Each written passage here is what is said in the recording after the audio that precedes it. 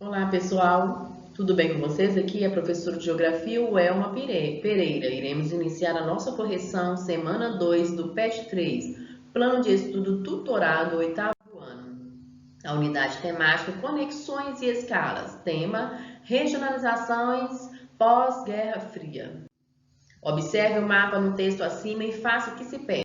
Nós vimos na última aula que o mundo era dividido em duas partes, um lado ocidental capitalista, defendido pela potência dos Estados Unidos, e o lado oriental socialista, defendida pela potência União Soviética. Nesse mapa aqui nós vemos o mundo unimultipolar do século XXI, onde surgem novos polos de poder. Na estrelinha aqui representa os 4 polos de poder da atualidade: Estados Unidos, Europa Ocidental, China e Japão.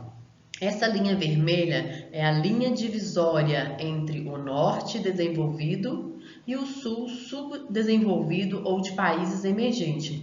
Então essa linha, você nota que ela dá uma caída para cá, porque a Oceania, o Japão, faz parte do norte desenvolvido. Nesse triângulo verde, notamos que é a superpotência militar atuante, que é a dos Estados Unidos. O triângulo roxo, superpotência militar decadente, que é a Rússia. Nesses números 1 e 2, nós podemos perceber que o 1 representa a União Soviética no passado, mas hoje representa a CEI, Comunidade dos Estados Independentes, a ex-União Soviética, porque a União Soviética era formada por Rússia e por outras repúblicas socialistas. A partir do momento que houve a desfragmentação da União Soviética, começou a ocorrer a independência desses países, formando a Comunidade dos Estados Independentes. O 2 representa o Oriente Médio, área de disputa entre os 4 polos ou centro de poder atuante, porque essa área aqui é uma área rica em petróleo, né? Um recurso natural muito importante na economia atual. Então vamos para a pergunta. Anote no seu caderno os nomes e as respectivas áreas de influência dos principais polos políticos e econômicos mundiais no século XXI. Então, os polos de poder, o primeiro, Estados Unidos, área de influência, América, Europa Ocidental e o leste da Ásia. Outro polo de poder, Europa Ocidental, área de influência, África. A China, o outro polo de poder, área de influência, Sudeste Asiático. Sabemos que a expansão econômica da China tem se expandido para a formação aí dos tigres asiáticos, Taiwan, Hong Kong, Singapura, entre outros, né? E outro polo de poder, Japão, a área de expansão, Ásia Oriental e Pacífico.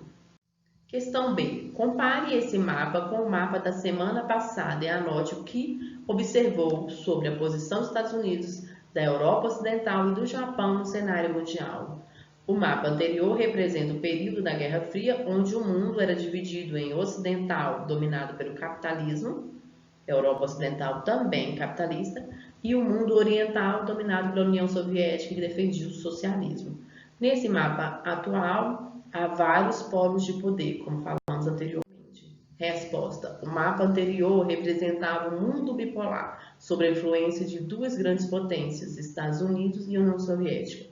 No mapa atual, revela-se um mundo unimultipolar, onde a expansão do capitalismo defendido pelos Estados Unidos sobre a Europa Ocidental e Japão ocasionou-se no surgimento de outros polos de poder no cenário mundial. Questão 2. Observe a imagem abaixo. Muro de Berlim construído na Alemanha, na cidade de Berlim. O Muro de Berlim está de volta, meio século depois de ser construído e 2 décadas após a sua destruição. Algumas partes do mundo que dividiam a cidade de Berlim estão sendo reconstruídas para a posteridade, para a alegria dos turistas que buscam ter uma visão de como era a cidade durante a Guerra Fria.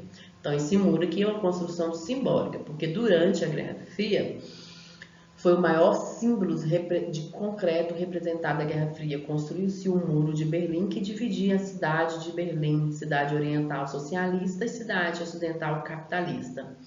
Com o fim da Guerra Fria, esse muro foi derrubado. Hoje nós temos simbólico para os turistas. Pergunta: o que chama a sua atenção nesse contexto? Pesquise, se possível, ou converse com seus familiares sobre qual era a finalidade do muro no período da Guerra Fria.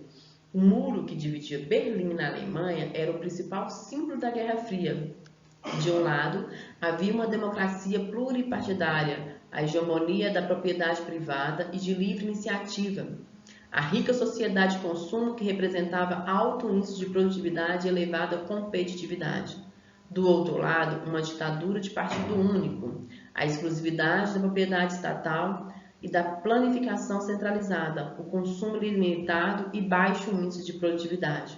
Ou seja, a Alemanha ocidental capitalista crescia espantosamente, né? A sociedade de consumo, a produção, e já a Alemanha socialista sofreu uma ditadura, onde o governo ia dominar o meio de produção. Os governos passaram a ser autoritários e investiram mais em armamento. Enquanto isso, a população estava passando fome. Então começou a ter as reivindicações contra o socialismo na Alemanha. Cite 2 fatores que levaram ao colapso do mundo bipolar. Crise econômica enfrentada pela União Soviética durante a década de 1980, devido à queda da produtividade de bens de consumo e estagnação industrial e os altos investimentos em armamentos. Então, quando a União Soviética começou a investir mais em armamento, a população passou a passar fome, porque não tinha investimentos nos bens de consumo, a indústria ficou parada, estagnada, sem modernização. E o lado capitalista, eles viam o crescimento econômico de lá.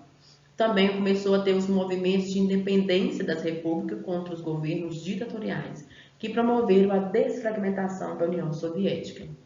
A questão 4. Observe a tabela. Maiores economias do mundo, no ranking de PIB, Produto Interno Bruto, bilhões de dólares, em 1950 a 2013. Países aqui, Estados Unidos, Rússia, Japão, Alemanha, Reino Unido, França e China. Como que foi essa produção de 1950 a 2013? Nota-se que os Estados Unidos continuou crescendo, sua economia em 2013 foi 16.800 bilhões de dólares de produção no PIB, né? Ficando em segundo lugar a China, com 9.240 bilhões de dólares. Depois, em quarto lugar, o Japão. Terceiro lugar, a Alemanha. Pergunta-se, mencione o papel das novas potências para a crise da bipolaridade e o nascimento da nova ordem mundial. O papel das novas potências para a crise da bipolaridade se baseia no sistema capitalista, que promoveu o surgimento da nova ordem mundial. O poder é medido pela capacidade econômica, disponibilidade de capitais, avanço tecnológico, qualificação de mão de obra, nível de produtividade e índice de competitividade. Então, quem tem alto índice de capital, tecnologia, mão de obra qualificada e produção domina na nova ordem mundial. 5. Em 2013, a China era a segunda maior economia do planeta, produzindo quase 15% de toda a riqueza mundial. Pensando nisso, podemos afirmar que a posição ocupada por esse país no mapa e na tabela das atividades anteriores corresponde a seu papel no cenário internacional atual? Apresente argumentos que justifiquem sua resposta e procure em sua casa produtos que tenham sido fabricados por este país. Registre no caderno. Naquela tabela mostra-se a China como a segunda potência mundial, mas já existem estudos que confirmam que atualmente a potência mundial do século XXI é a China. E isso nós podemos perceber notadamente o quanto que esse país tem se expandido, vários produtos produzidos nesses países são espalhados pelo mundo. A sua expansão econômica cresceu, atingindo ali até os tigres asiáticos, Taiwan, Hong Kong, Singapura, né? Conhecido também como ZEN, Zonas Econômicas Especial. E dentro desse país existem 2 sistemas. A política é comunista, é fechada, e a economia é aberta, capitalista. Então, é um país diferente dos demais, porque não é só completamente capitalista, né, como a dos Estados Unidos, e também não é completamente socialista. É uma política comunista socialista e uma economia aberta capitalista. Então, como resposta, conforme a tabela, a China é a segunda maior potência em 2013. Possui a maior população do planeta, imenso mercado consumidor e mão de obra barata. Uma economia industrial e tecnológica voltada para a exportação. Porém, diversos estudos apontam que a China, no século XXI, será a principal potência, devido ao alto índice de crescimento econômico e potencial político e militar do país. Então, ela já tem potência econômica, tecnológica e militar. Então, é uma grande potência. E com certeza você tem aí na sua casa algum produto que foi produzido pela China. E o bom é que são produtos baratos, né, gente? Porque a mão de obra lá é barata, torna-se o produto, a alta produção torna-se os produtos mais baratos. Então você pode citar aí, registre no seu caderno algum desses produtos: celulares, ventiladores, sapatos, roupas, brinquedos, etc. São diversos produtos da China espalhados no mundo, Made in China.